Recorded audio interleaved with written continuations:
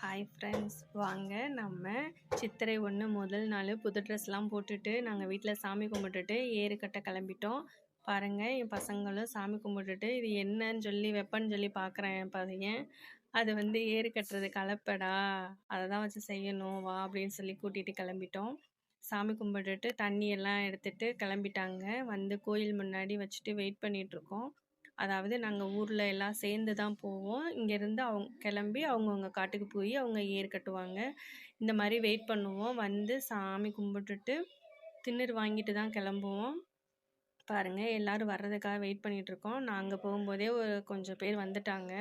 இன்னும் வரணும் அப்படிங்கிறக்காக மைக்லேயே அலௌன்ஸ் பண்ணிகிட்டு இருந்தாங்க. இந்த மாதிரி லேடிஸ்லாம் என்ன பண்ணாங்கன்னா குலவை போட்டுக்கிட்டு இருந்தாங்க.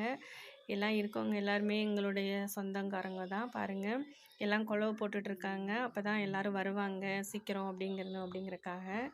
அப்படின்னு போட்டுமே இன்னும் லேட் ஆகிட்டே தான் இருந்துச்சு. பாருங்கள், வெயிலும் ரொம்ப அதிகமாகிட்டே இருந்துச்சு. காலையிலே ஸ்டார்ட் பண்ணாங்க, ஆனாலும் கொஞ்சம் டைம் ஆயிடுச்சு. என் பசங்களும் பாருங்கள் வெயிட் பண்ணிகிட்டே இருக்காங்க. நாங்கள் இந்த ஒருங்க ரெடியாக நிற்கிது. இன்னும் 2 பேர் வந்துகிட்டே இருக்காங்க.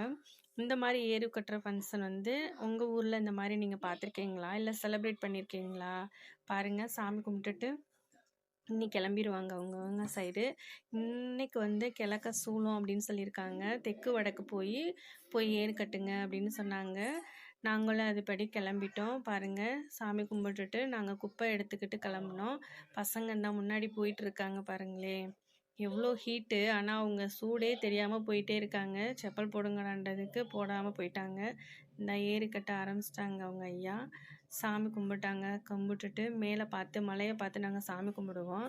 அங்கே தெரியுது பாருங்கள், அதுதான் வந்து பிரான்மலை. இங்கேருந்து எங்கள் காட்டில் நாங்கள் கடலை போடுவோம். இப்போ தான் ஒரு 2 வருஷமாக நாங்கள் போடாமல் இருக்கோம். பாருங்களேன், இந்த சாமி கும்பிட்றாங்க. அந்த தெரியுது பார்த்தீங்களா, அதான் பிரான்மலை. அதை சுற்றி தெரிகிறதுல எல்லாமே கடலை போடுவாங்க. இப்போ தான் அதில் வந்து எந்த ஒரு விவசாயமே பண்ண முடியாமல் இருக்குது. நெக்ஸ்ட் இயராவது பண்ணணும் ஃப்ரெண்ட்ஸ். Thank you friends.